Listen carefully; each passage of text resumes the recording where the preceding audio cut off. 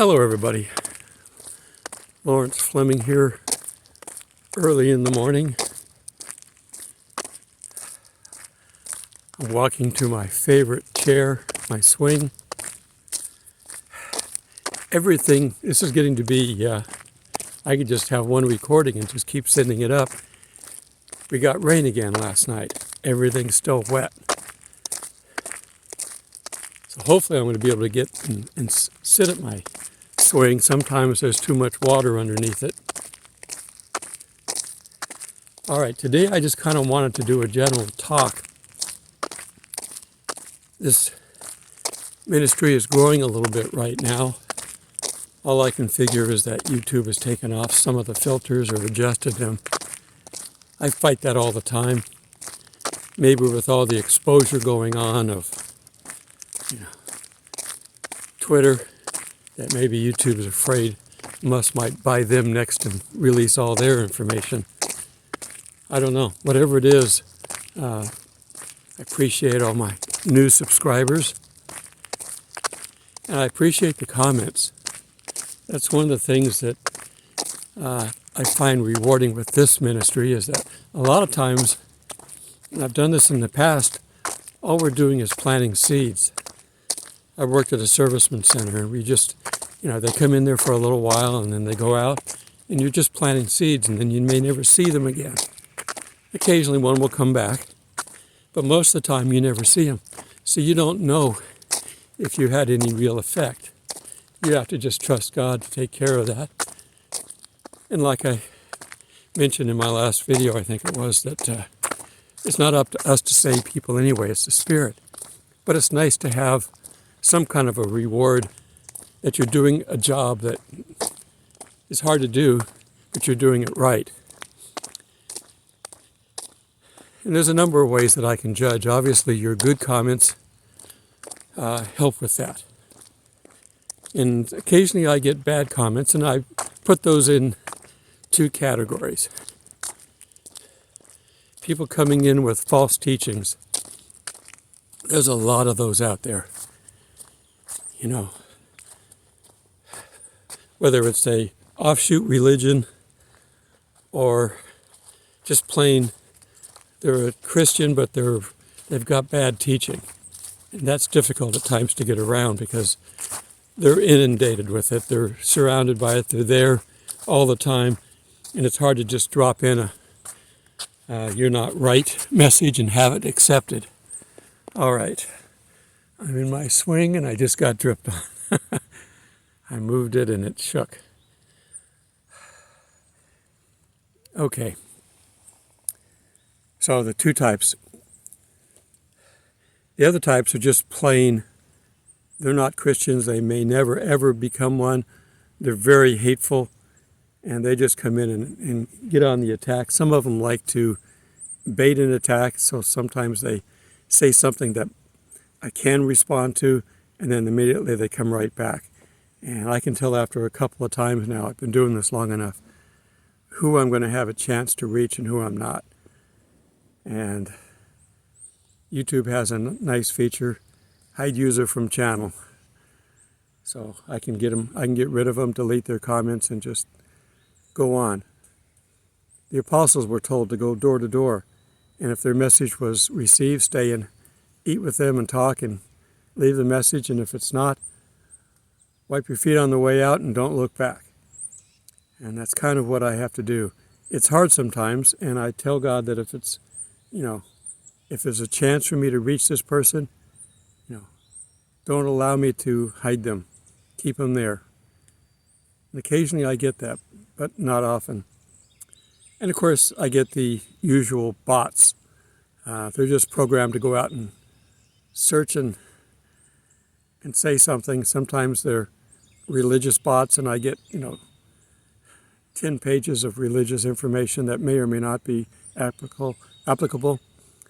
A lot of times on those, I let them stay if most of the information is right. If there's something that's really way out there, I may delete them, but and then of course I get things like the sex bots and things like that. Those are easy to get rid of. Depending on when and where I'm at, I try to respond to these things immediately. But like right now, when I'm sitting here recording, I don't have cell signal. I know I've got a comment from somebody, a response, and I can't get to it until I get back. It's just the way things are. So I get back as fast as I can. But I've kind of had to hike to get here, and I'll have to kind of hike to get back. But anyhow, I get your good comments on one side to help me out. And if I get really big, bad, negative comments, and I classify those as, Satan arrows, if I'm getting those, again, I know I'm doing something right if he takes the time to throw arrows at me. Satan himself doesn't do most of this. He's got his demons to do it.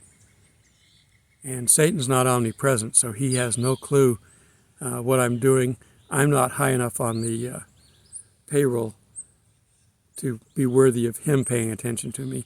He might have done something on that one video where I was talking about him. It wasn't him talking, it was probably me talking, but it distorted it, and it sounded kind of bad. But I left it up there because I think it was just technology. And if it's not, and it's him trying to say something, he didn't say it very well, so he failed again. I'm not afraid of him as long as I'm standing no more than 6 inches from Jesus. I can call him names. All right. I'm going to probably put this up on my moving day. It's just a quick filler. Moving days are tough because I've got to break camp down and then set back up again the same day. The way these parks work, it's like a motel. You can't check in until after 1, and then you got to check out by noon, So I've got to do that. I got to basically break down my camp and then set it back up again. And quickly to say this one more time, I'm not homeless. Thank you for those that are concerned about me.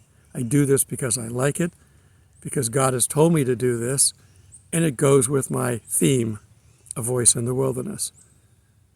I'm an ex-scoutmaster, so camping is easy.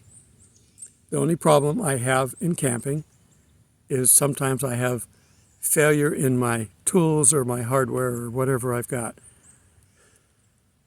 I have a zipper on my tent right now that's becoming a problem. It's on my door. I cannot close it. I just saw a fish jump. That was cool. I can't zip it all the way. I've got it safety pinned at the top, so I've got the top part secure, and I just have to do with the vertical part of it because it goes around and down. And it has a separate zipper that does the bottom. It still works, but that vertical part, it won't latch. I have a tarp over that part of the door so I don't have to worry about rain coming in. But I do worry about, bugs, snakes, things like that. So it takes me sometimes 3 to 4 minutes to get the thing zipped. I've got to get it fixed. I know, but it's hard to do out here. And I don't know how to do this. They don't have traveling zipper repairmen. I'm going to have to take the tent down, take it someplace, have them fix it, and then pick it back up. Well, that's my home.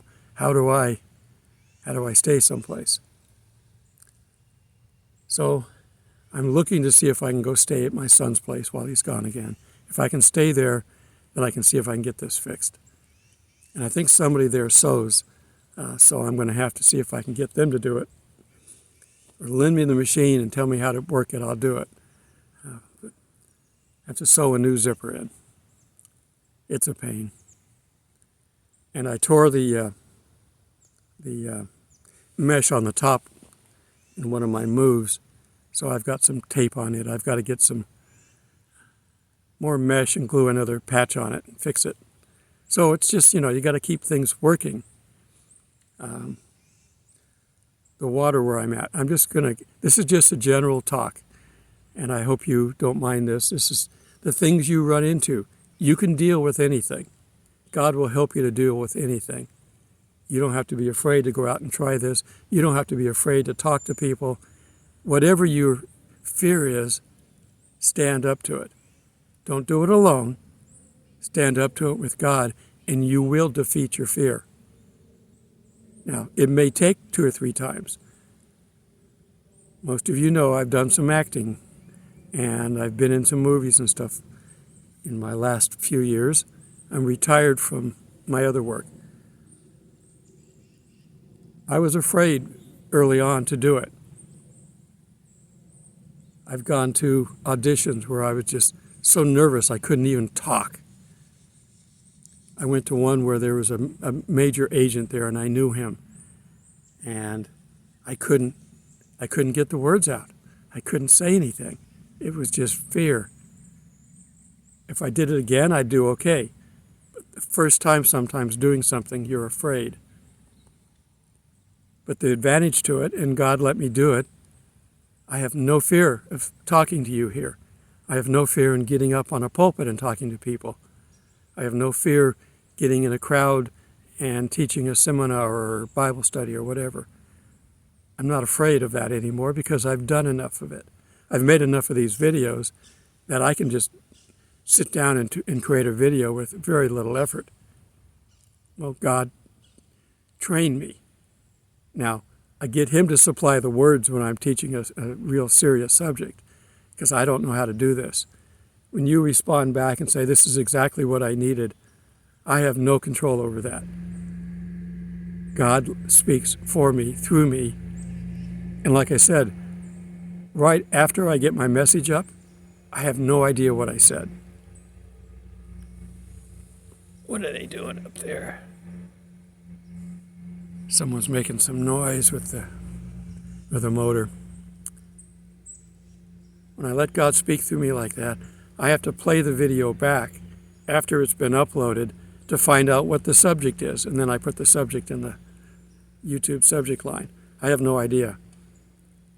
And I usually do these, 1 to 2 days in advance, no more than that.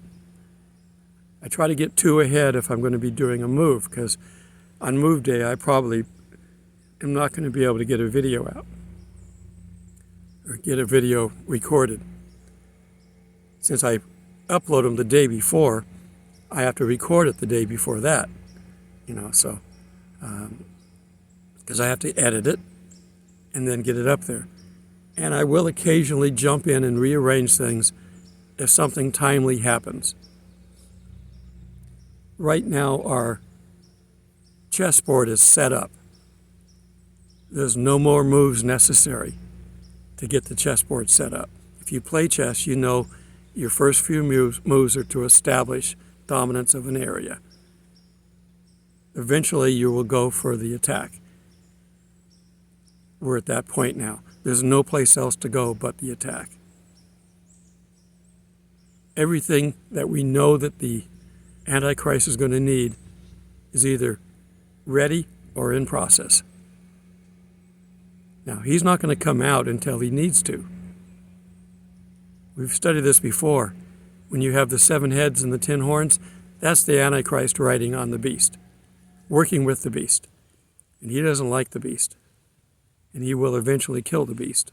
And I hate when I get ahead of myself. The beast will kill the harlot eventually. The beast is riding on the harlot. Okay, did we get that right? The harlot has the 7 heads, the beast has the 10 horns. So when they're together, you get a description that has the 17 features on them. And that's the way they are right now. The harlot is setting things up, and the Antichrist is just sitting back and waiting until things are where he wants them. He's going to then step forward and end some of this fighting going on in the Middle East.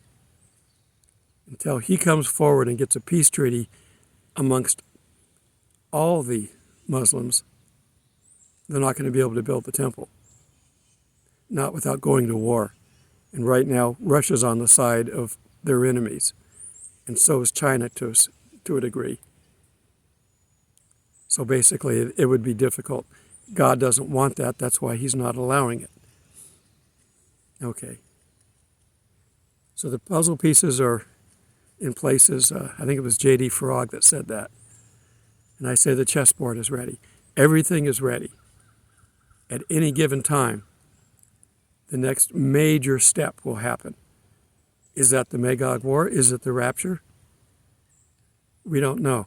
For those of you that are still post-tribulation rapture people, listen, Paul was looking for the rapture. You cannot get any more pre-trib than that. And we're not subject to wrath. After the abomination, we get the wrath of God. We're not subject to that. And that doesn't mean he's going to hide us someplace and protect us. That means we're not going to go through the tribulation.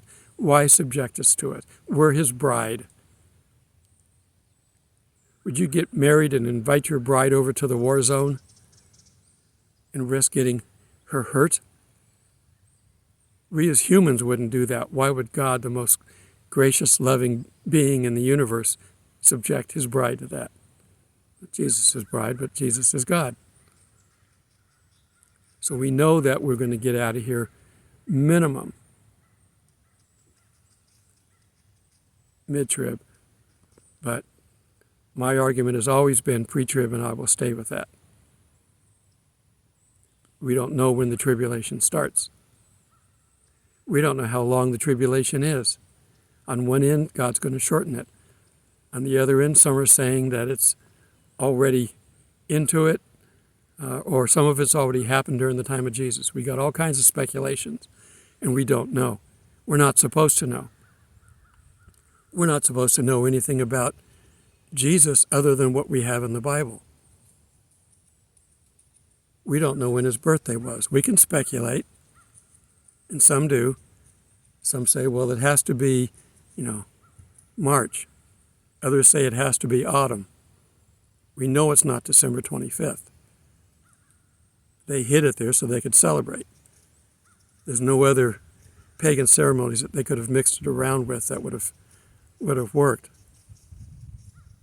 But there are pagan ceremonies. Just that was the best one because there was two conflicting ones, and they were right there, and they put Christmas right in the middle. But we don't know a lot about Christ. We don't know what he did prior to his ministry other than a couple of short stories. He disappears from his parents and goes to the synagogue, and he had to have learned carpentry from his dad, so we know that some of the stuff went on. But what kind of a kid was he? Was he mischievous? Inquisitive would be a better word. Not getting into trouble, but going about and learning about things. He didn't sin. He never sinned, so he couldn't get into trouble. But what kind of stuff does a kid do? Even a godly kid. I'm sure he was obedient, but he did stay back in the temple. So there were times when he had to do things. We don't know. I don't know if anybody has seen Monty Python's The Life of Brian. It's kind of a tongue-in-cheek attack at the Church of England and some of their crazy rules and some of their crazy beliefs. And it's like, there's one scene where Brian's running from the crowd who thinks he's the Messiah, but he's not. And he knows he's not. And he's not trying to be. It's just a series of events keep happening, and they keep thinking he is. His sandal comes off when he's running, and they pick it up in his sandal, and they hold it with cherished affection. We have his sandal. So now there's going to be a church with a golden sandal on top or something, And I jokingly say that Jesus healed a number of different ways. He healed by touching. He healed by just saying, to be healed. Well, he also healed by spitting in the ground and making mud. Where's the church of the Holy Spittoon? I mean, these people idolize everything, and you're not supposed to do that. They create an idol for everything. They've destroyed all of the landmark sites by putting grotesque churches on top of them. Jerusalem, to me, the old town where all these famous sites are, there's a shrine above it. I consider that to be an idol. I don't care how big or small something is. If you build it for the purpose of worshiping whatever you're supposed to be worshiping there, that's an idol. They should have left it alone. This is the world that we're in. And this is one of the reasons we don't have any. We don't know what Jesus looked like. Or everybody would be wearing the Jesus hairdo or the Jesus beard or, wearing the Jesus sandals. We've got people that have images, but they're images of painters that painted Jesus well after he was gone. We don't have anybody really, and they say, well, what about the shroud? We don't know that the shroud is him. It seems to be a shroud of somebody who was nailed through the hands, hung up on a cross, but we don't know that it was him. There's no proof that it's him. Some of them say that it's not even of the same time frame. I don't know. It doesn't matter. We have no proof that it's him. It's all speculation. And that's what we've become. We've become a world of speculation. When's the rapture going to happen? Well, it's not going to be this date. It's going to be this date. No, it's going to be this date. And everybody's arguing over it. And all the dates that we have, they go by and there's nobody right. We're not supposed to know. And it's not the verse that says you're not going to know the day or the hour. That's talking about the second coming. Okay? There's nothing that says we won't know. It just doesn't give us the information. Paul talks about it. There's a couple of slight references that can be attributed to it, but we really don't know. Revelation 12 talks about it. It says we're going to be pulled out, snatched away from the devil, which is what I keep saying. It's not tied to a Jewish holiday. It's tied to when the devil comes after us. That's when we're going to get snatched away. And the word is harpazo. But, don't criticize the guessers. Just don't believe any dates that anybody gives you. And that goes for anything. We don't have a date for Magog. We don't have a date for Damascus being destroyed.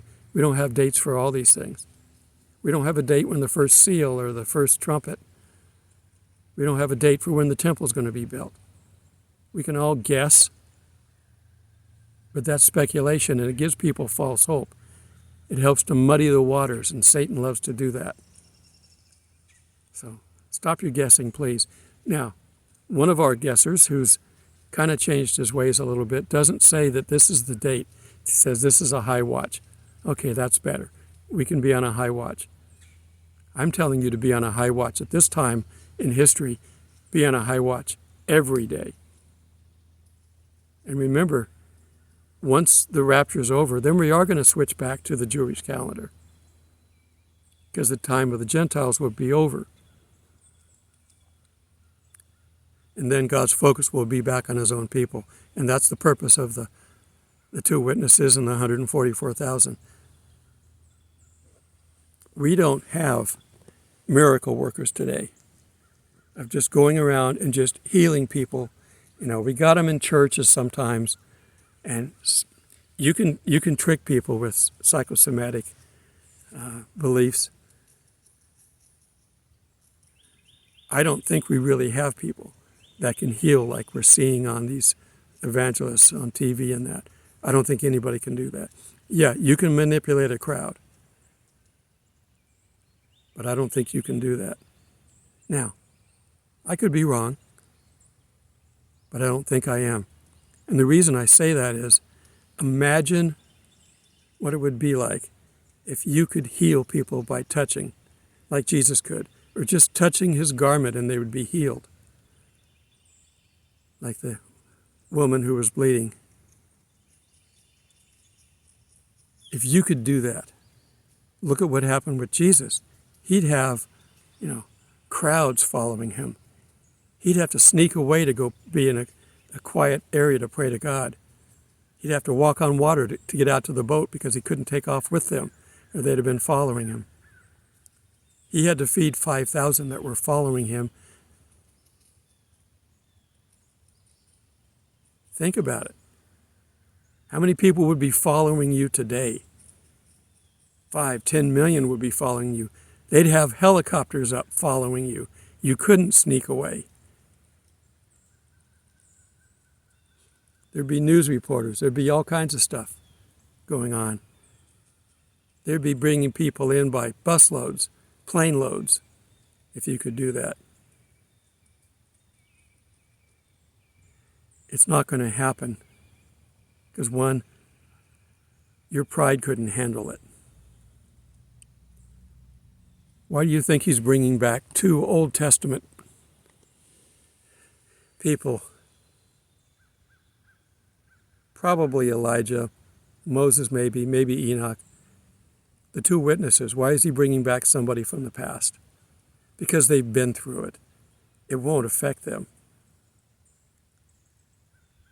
But the rest of us, we'd get too prideful with that much adoration. And instead of feeding 5,000, God would have to feed 5 million. How many loaves of bread would you need for that? So don't worry about, miracles. Miracles are happening every day, but God is more subtle with them. He tends to give strength versus healing in many cases. Or the healing might be over time, so there's no attributing that to the, quote, healer. If you've prayed here on this channel for prayers for something, rest assured God has heard your prayers. Guaranteed. He may already have healed you, or he may be in the process of healing you. Or he may say, no, my grace is sufficient. But he has heard you. I guarantee that. We see where they carry bowls of the prayers of the saints. They never go unnoticed by God.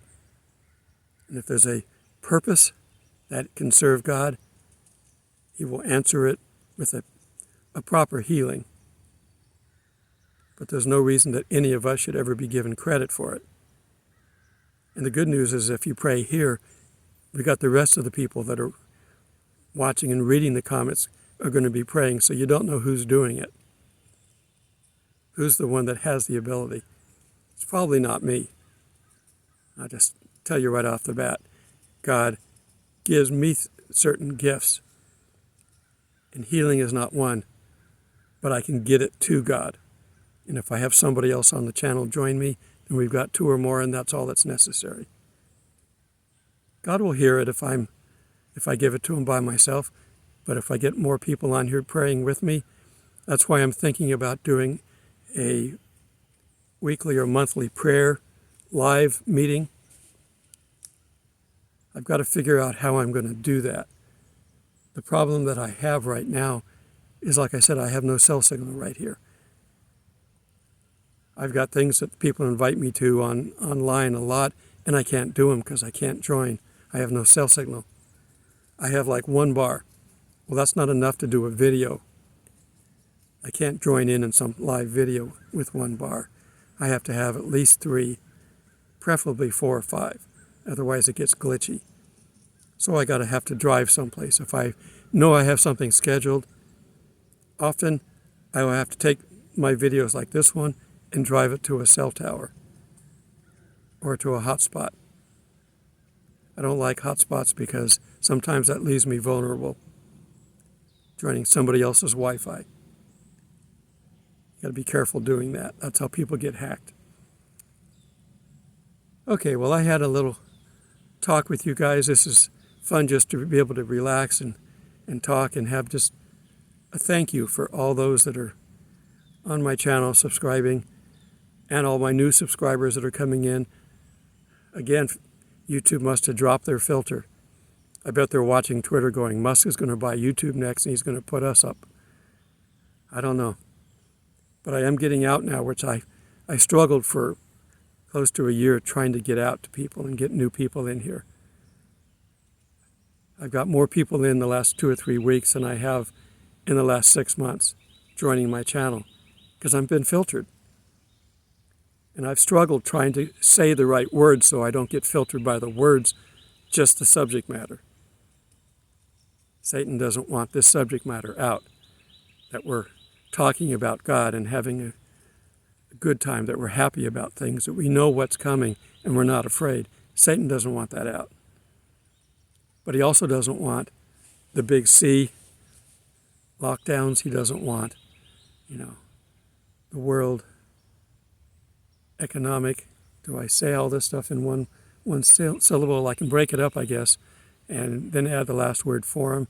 He doesn't want us talking about Charles Schwab, and I mispronounce it on purpose. If I start saying some of these other words, like I'll get filtered for sure. I may even get my video blocked. So at least I'm managing to get these videos up by avoiding current topics.